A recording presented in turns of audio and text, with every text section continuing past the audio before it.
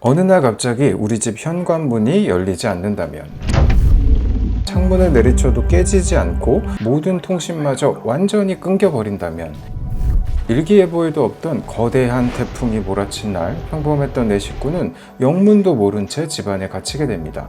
그런데 문제는 여기서 끝이 아닙니다. 집 밖에 정체를 알 수 없는 무언가가 나타나기 시작하죠. 대체 누가 이 가족을 가둔 걸까요? 비가 오면 찾아오는 이 정체불명의 생명체는 무엇일까요? 그리고 무엇보다 이 가족은 갇힌 집안에서 과연 얼마나 오랫동안 살아남을 수 있을까요? 영화 라스트 하우스입니다. 이 작품의 가장 독특한 점은 생존의 장소가 집이라는 겁니다. 지금까지 좀비나 외계 생명체가 등장하는 생존물은 사람들이 처음에는 도망치고 차차 집단을 만들어 특정 장소를 대피처로 삼는 방식으로 진행되는 경우가 많았죠.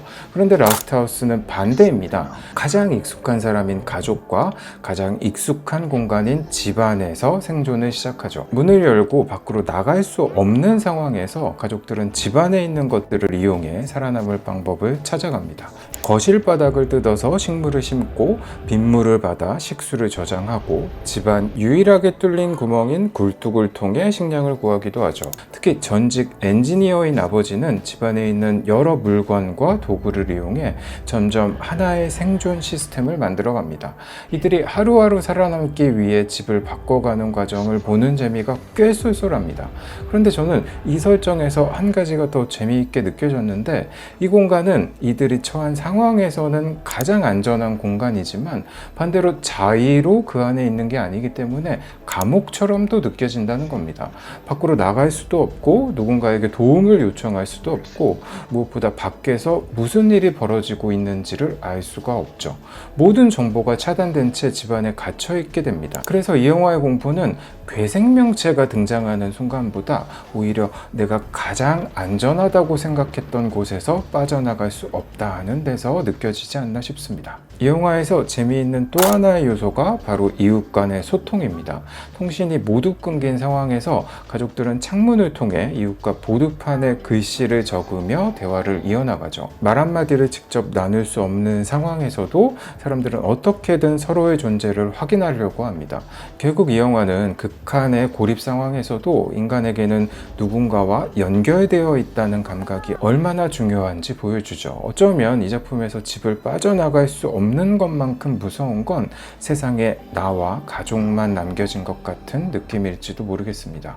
배우들의 연기도 좋습니다. 한국 관객에겐 패스트 라이브즈로 익숙한 그레타 리와 넷플릭스 시리즈 나르코스를 본 분이라면 절대 잊을 수 없는 파블로 에스코바르를 연기했던 바그네스 모우라가 부부로 호흡을 맞추죠. 패스트 라이브즈는 저희 채널에서도 리뷰를 한 적이 있죠. 두 배우 모두 극한 상황에 놓인 부부의 불안과 책임감을 잘 보여주고 두 아이 역시 자신들의 역할을 충분히 해냅니다. 그리고 계속해서 내리는 비, 점점 물에 잠기는 지역, 이따금 나타나는 괴생명체까지 무더운 여름에 보기에 꽤 적합한 생존 스릴러라고 생각합니다.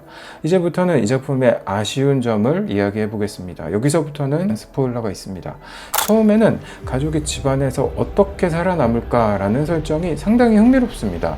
그런데 중후반에 넘어가면 이 설정의 매력이 조금씩 떨어지기 시작합니다. 왜냐하면 영화가 무려 5년이라는 시간을 훌쩍 건너뛰기 때문이죠. 5년이 지나고 나면 가족들은 이미 집안에서 농사를 짓고 사냥을 하고 물을 저장하는 등 거의 완벽한 생존 시스템을 갖추게 됩니다. 또 5년이라는 시간이 지났으니 아이들을 연기했던 배우도 청소년 배우로 바뀌게 되죠. 개인적으로는 시리즈가 아니라 영화라면 특히 러닝타임이 20-30분 정도밖에 남지 않은 상황에서 배우를 바꾸는 게 그리 좋은 선택은 아니라고 생각합니다. 시청자는 이 배우들과 같이 산전수전을 겪으며 생존하는 느낌을 받았는데 배우가 바뀌는 순간 그 정서적 연결이 딱 끊기는 느낌이 들거든요. 이 선택은 개인적으로 조금 아쉬웠습니다. 그리고 더 중요한 문제가 있죠. 후반에 가면 이 괴생명체의 정체가 밝혀지게 됩니다. 이들은 외계인도 아니었고 유전자 변형으로 만들어진 괴물도 아니었습니다. 바로 바다 깊숙한 곳에 살고 있던 해양 생명체였던 거죠. 생김새는 문어와 비슷하지 지금까지만 훨씬 크고 또 직립보행도 가능한 걸로 보이고 서로 소통할 수 있을 정도로 지능이 높은 존재입니다. 작품에서 명확하게 드러나진 않지만 감독 인터뷰를 찾아보니까 인간보다 훨씬 오래전부터 지구에 존재했던 생명체를 그리고 싶었다라고 하더라고요. 이 설정 자체는 흥미롭습니다. 문제는 이 세계관이 영화 안에서 충분히 설득력 있게 작동하느냐는 거죠. 이들이 인간을 어떻게 집안에 가둔 건지, 결과가 비슷하다면 왜 죽이지 않고 가둬서 죽이는 쪽을 택했는지, 또 이들의 능력이 정확히 어디까지인지 영화는 거의 설명하지 않죠. 더구나 무려 5년 동안 인간을 집이라는 감옥에 가둬놨던 이들이 후반에 가면 비교적 쉽게 인간과 화해하는 모습을 보여줍니다. 이 부분은 영화를 직접 보시면 알겠지만 이럴 거면 진작 대화를 시도해보지 5년 동안 뭐 한 걸까 싶은 생각이 들 수도 있죠. 저는 이 영화에서 감독이 하고 싶었던 이야기가 낚시에 있지 않을까 싶습니다. 실제로 영화는 아버지가 바다에서 낚시하는 장면으로 시작하거든요. 그리고 집에 갇힌 이후에도 아버지는 굴뚝을 통해 줄을 내려보내고 미끼를 달아 밖에 있는 동물을 낚아 식량을 얻죠. 그리고 영화는 이 설정을 뒤집죠. 인간이 다른 생명체를 낚는 존재에서 오히려 더 고등한 생명체에게 낚이는 존재가 되어버리는 거죠.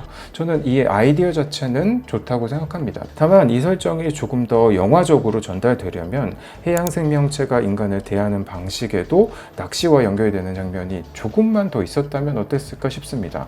만약 그랬다면 이 영화의 처음과 마지막이 훨씬 강하게 연결됐겠죠. 그런데 오히려 해양 생명체가 인간에 대하는 방식은 아들방에 있는 어항 속 물고기를 대하는 방식에 가깝거든요. 죽이지 않고 가둬두고 서서히 죽어가는 걸 관찰하죠. 어떻게 보면 이들에게 인간은 집이란 거대한 어항 속에 사는 생명체 같아 보일 수도 있겠죠.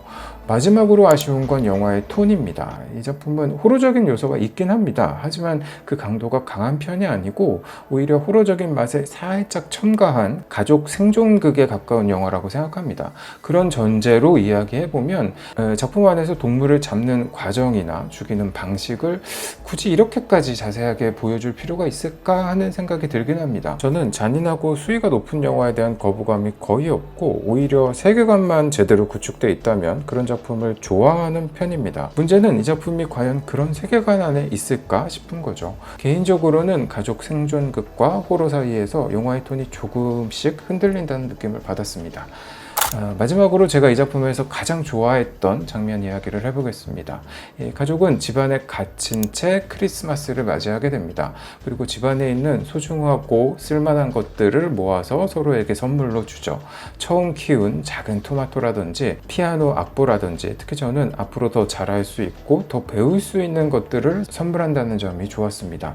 이런 상황에서도 가족끼리 파티를 열고 같이 춤을 추고 모여서 영화를 보기도 하죠. 세상이 무너진 것 같고 가족이 집안에 갇혀버린 상황에서도 사람들은 결국 살아가는 방법뿐 아니라 살아갈 이유도 서로 만들어주고 있구나 싶은 생각이 들었습니다. 앞에서 이야기했던 이웃과의 소통도 그렇고 어쩌면 이 영화는 가족이라는 가장 작은 공동체에서 시작해서 그 공동체의 의미를 조금 더 넓혀서 이야기하고 싶었던 게 아닐까 싶습니다. 정리하면 가장 익숙한 공간인 집이 생존의 장소가 되는 독특한 생존극을 보고 싶은 분들께는 라스트하우스를 추천드립니다.